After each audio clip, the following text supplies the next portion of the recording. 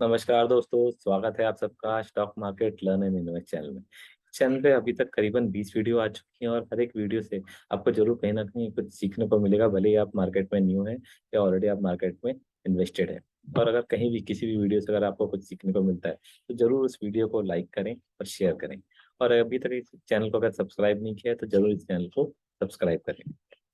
तो आज हम इस पर्टिकुलर वीडियो में बात करेंगे कौन सी ऐसी एक्टिविटी है जिससे कि एटलीस्ट स्टार्टिंग में यूरोप में एटलीस्ट रिसेशन का खतरा नजर आ रहा है और उसको टैकल करने के लिए क्या वहाँ की जो गवर्नमेंट है वो क्या कर रही है। उसके बाद हम बात करेंगे अदानी जी का। गौतम अदानी जी का क्या कहना है और कौन से वो ऐसे चार पर्टिकुलरली एरियाज हैं जहाँ पर उनको लगता है कि न सिर्फ इंडिया को बल्कि ऑल ओवर द वर्ल्ड सारी कंट्रीज को उस पर्टिकुलर चार एरियाज पे फोकस देने की जरूरत है आज के दिनों में।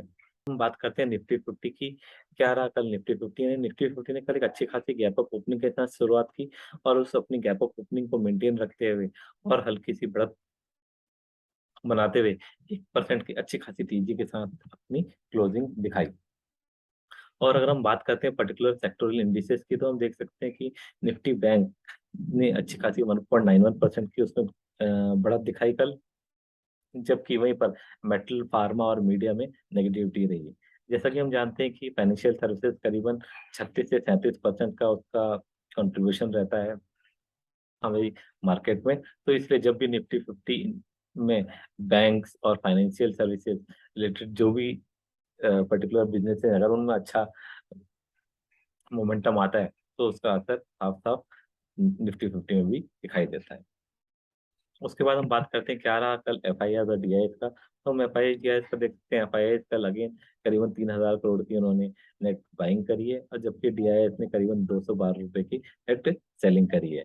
और तो अगर हम महीने से शुरुआत की बात करें तो अभी तो ऑल दो बोथ एफ आई और डी आई एस दोनों पॉजिटिव चल रहे हैं। देखते हैं आने वाले टाइम में क्या इसका रुख, क्या इन लोगों का क्या एफ आई और डी आई एस का रुख रहता है।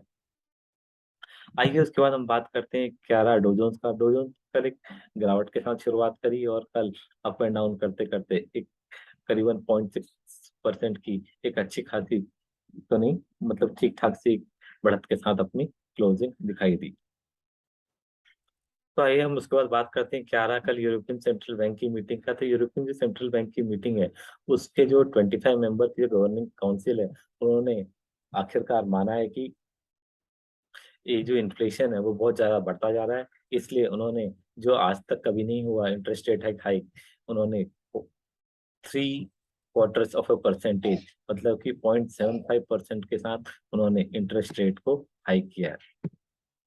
और उन्होंने माना है कि ये बहुत ज्यादा जरूरी है जिस तरह से इन्फ्लेशन ऑल टाइम हाई पे चल रहा है और यूरोप को कहीं ना कहीं रिसेशन की तरफ पुश होता हुआ देखा जा रहा है।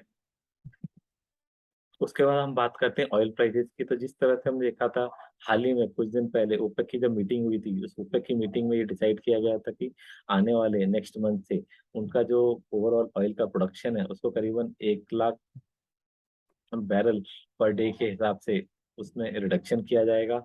उसके हिसाब से हमने देखा था एक हल्की सी तेजी देखी गई थी ऑयल के प्राइसेस में। बट उसके बाद हम देख रहे हैं कि जिस तरह से रिसेशन का खतरा नजर आ रहा है एटलीस्ट यूरोप में स्टार्टिंग में, तो उसकी वजह से ऑयल के प्राइसेस अगेन लगातार गिरते जा रहे हैं।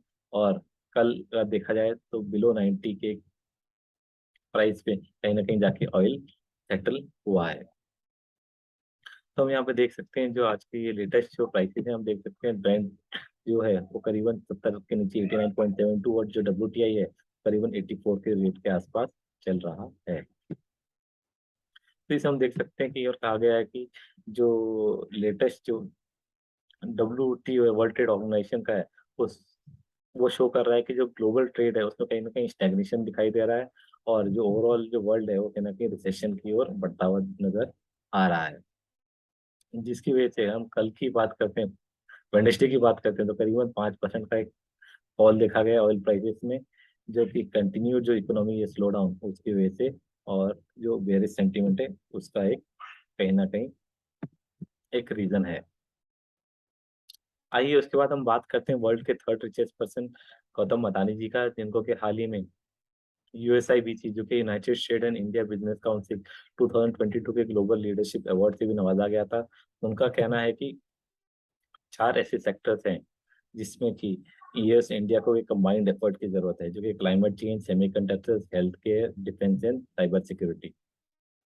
अगर इन सबके बारे में एक एक करके बात करते हैं तो सबसे पहले है हमारा क्लाइमेट। तो क्लाइमेट को लेके उनका कहना है कि जो एनर्जी है, एनर्जी को लेके उनका कहना है कि जो अदानी ग्रुप है वो ऑलरेडी करीबन 3 गीगा फैक्ट्रीज लगाना वाला है इंडिया में, जिससे कि करीबन 3 मिलियन टन का जो हाइड्रोजन है 2030 तक वो प्रोडक्शन उससे हो सकती है।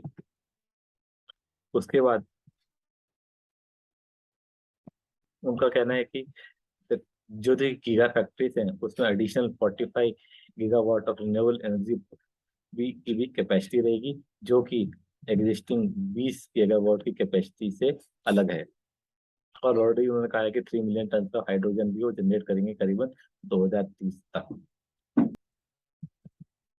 उसके बाद दूसरा उनका जो मेन एरिया था, उनका कहना था कि जो सेमीकंडक्टर्स हैं, जो कि हमारी आम दिनचर्या की हर एक यूज करने वाली चीज से जुड़े हैं, चाहे हम कंप्यूटर्स की बात करें, स्मार्टफोन्स की बात करें, कार्स की बात करें, एयरक्राफ्ट की बात करें, मेडिकल इक्विपमेंट की बात करें, मिलिट्री सिस्टम की बात करें, या जो भी अदर गैजेट्स को हम यूज करते हैं, उसमें हम सब जानते हैं कहीं ना कहीं सेमीकंडक्टर्स की जरूरत होती है।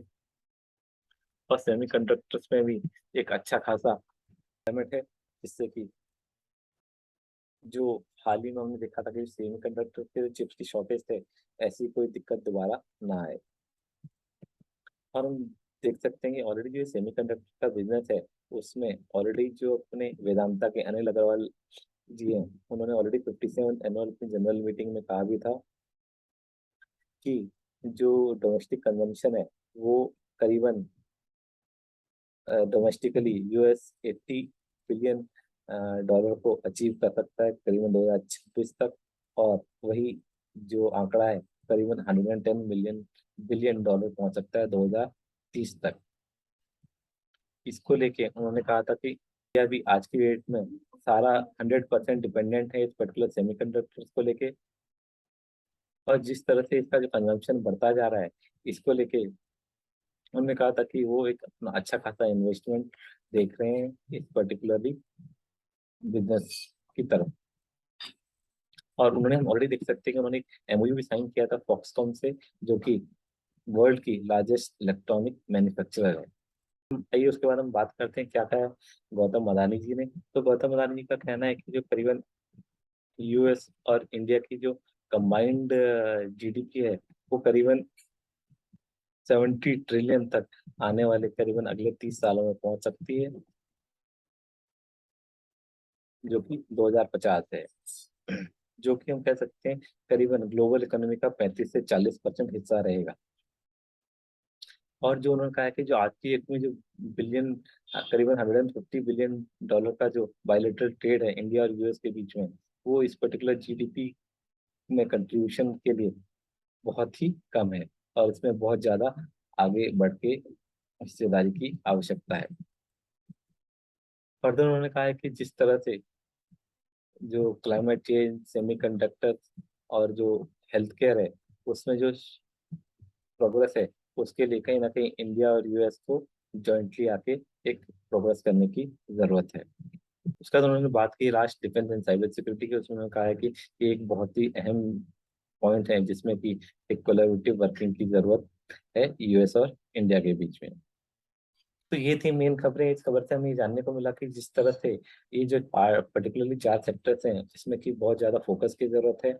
और हम जानते हैं कभी भी कोई भी बड़ा बिजनेसमैन या बड़ा कोई भी अगर और एजेंसी रहती है, कभी भी किसी भी पर्टिकुलर कंपनी का नाम नहीं लेगी, और हमें कहीं ना कहीं इस बड़े बिजनेसमैन या बड़ी जो एजेंसीज हैं उनकी जो रिपोर्ट होती है बड़े बड़े कॉन्फ्रेंसिस में, तो उसमें जो भी हिंट दिए जाते हैं उसमें से हमें इन्फ्लुएंस निकालना पड़ेगा कि कौन से पर्टिकुलर बिजनेसेस में आगे काफी ग्रोथ है ग्रो करने का। और अकॉर्डिंगली हमें फिर पर्टिकुलरली कोई पर्टिकुलर शेयर्स वगैरह को सिलेक्शन कर सकते हैं। तो बने रहिएगा लेटेस्ट खबरों के लिए इस पर्टिकुलर चैनल से। नेक्स्ट वीडियो में मिलते हैं, तब तक नमस्कार, धन्यवाद।